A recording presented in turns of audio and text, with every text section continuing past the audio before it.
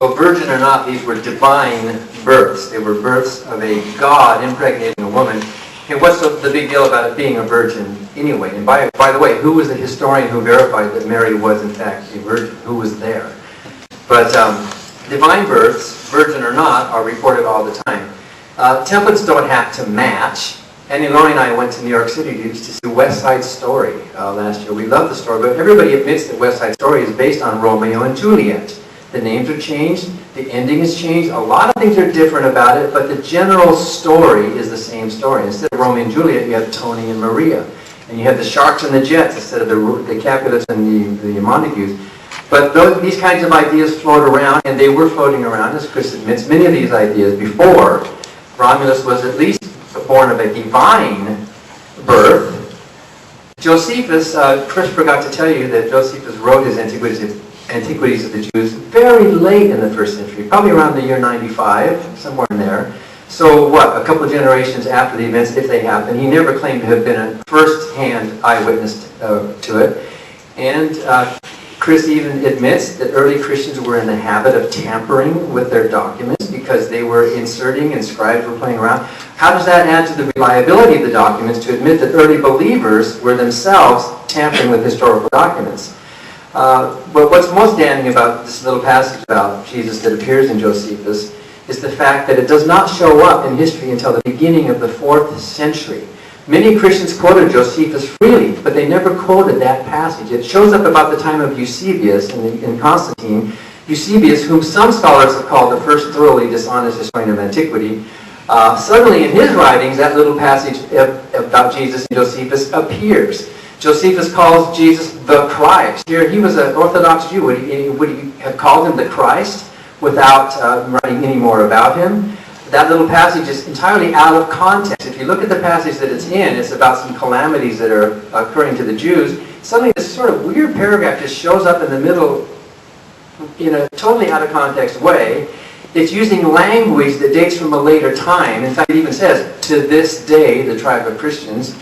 He says nothing else about Jesus, and in fact, that James, the brother of Jesus, that he talks about in another passage, is probably a different James, because his death is reported as a different kind of death from the death of the James in the New Testament. Josephus talks about prophecy, but he doesn't give us one example. He, of anybody, would have known that this Jesus would have been the fulfillment of some kind of prophecy. And of course, there's a lot of hyperbolic language. And my claim was that in the 1st century, we have to diminish, I think we have to exclude, but Chris thinks we should at least diminish that testimony, that late testimony of Josephus about the historicity of Jesus Christ. So in Tacitus, in about the year 117, 118, did not mention Jesus. He mentions a Christ. He didn't mention Jesus. There were a lot of people mentioning Christ. Of course, by that time, that would be kind of like saying, oh, there's a tribe of Mormons who believe in the angel Moroni. Does that mean the angel Moroni exists? Tacitus, if anything, was reporting second, third-hand testimony, which would not even hold up in a court of law.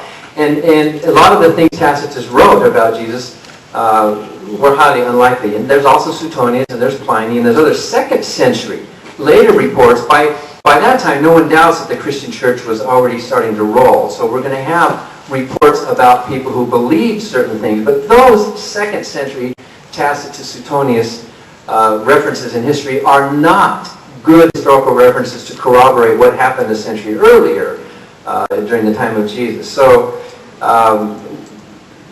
we can't disprove Jesus, but based on the fact that this evidence is so thin and so second and third hand, we have to lower the probability that actual Jesus existed. I read Wenham's book, and Wenham engages in a lot of circular logic. And there's a place where he's questioning, why is Luke contradicting Matthew? I can't understand why Luke would say this, but are we to understand that Luke would make a mistake after he very carefully goes on to say other things that we trust? Let's assume, therefore, that Luke was telling the truth. Wenham's tactics for reconciling the resurrection narratives are simply to give the benefit of the doubt, which is the very thing we're trying to examine. He's just assuming by begging the question that Luke must have been telling us the truth.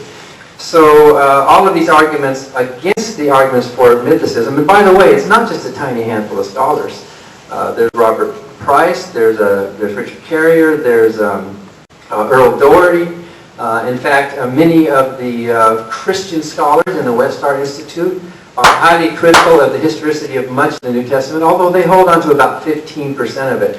Most of the scholarship that's critical of Christianity does not come from us disgruntled atheists. Most of the work I do when I read comes from believing scholars. Yes, the mythicists are in a minority, but we're going to have more evidence for the historical Jesus than we've heard tonight before we can raise that likelihood to a higher percentage.